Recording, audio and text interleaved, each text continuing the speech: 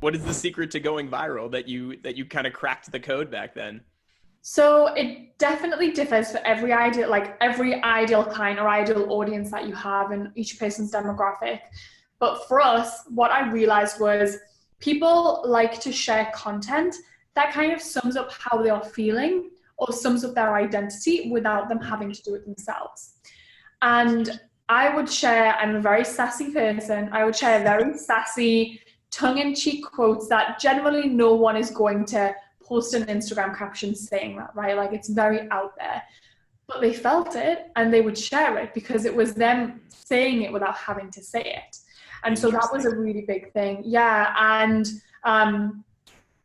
identity posts. So you see them go viral a lot when you share your star sign, your Enneagram, all that stuff. So the way I do it is I know how my audience want to be described or how they feel. I know what their identity is.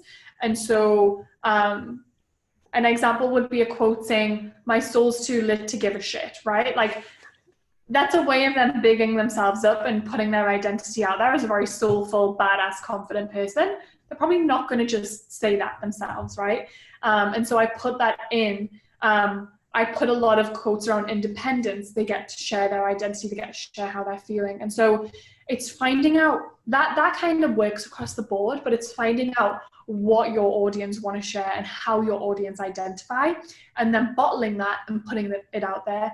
And I do think as well, if it has that quick response factor, then it really helps. So I don't like when I see quotes where they're written in cursive and there's all these colors flying about and you have to stop, squint to even read and see what it is, or it's so long that you have to stop, take a breath and finish reading. I don't like that. It doesn't go viral. It's way too fancy, and a lot of people want to kind of stick with their brand aesthetic, whereas we do pink quotes, but our audience are very used to those now, but we also do white backgrounds. White background, people are conditioned to engage with quotes, with memes, with videos that are set up in that style. It's kind of the Twitter meme style. And so if that works, why reinvent the wheel? Why change it? That works right now. And if you create content that someone has an instant reaction to, they're conditioned to already like it, to already engage with it, but it's your words, your branding, then you're going to get there even faster too. So there's lots of different things that go into creating viral, but I really recommend, if anyone's listening and they want like a grounded way of doing this, I know all of this can sound like, okay, Natalie, that's great, but how do I do it? I really recommend going and finding, say, 10 accounts who have a good following and have the kind of following, the audience that you want to attract, that will be great for you, your business, and go through and see what kind of content goes viral on their account. And so what that will look like, say you're scrolling through their feed and you're seeing 10,000 likes, 10,000 likes, 10,000 likes, 100,000 likes. Holy shit, this went viral. Okay, screenshot, put it into a folder. Do this for 10 accounts. So get a ton of content and then share that content, like reposting it, and see what goes viral on your account, and then you'll start to get an inclination as to what really works.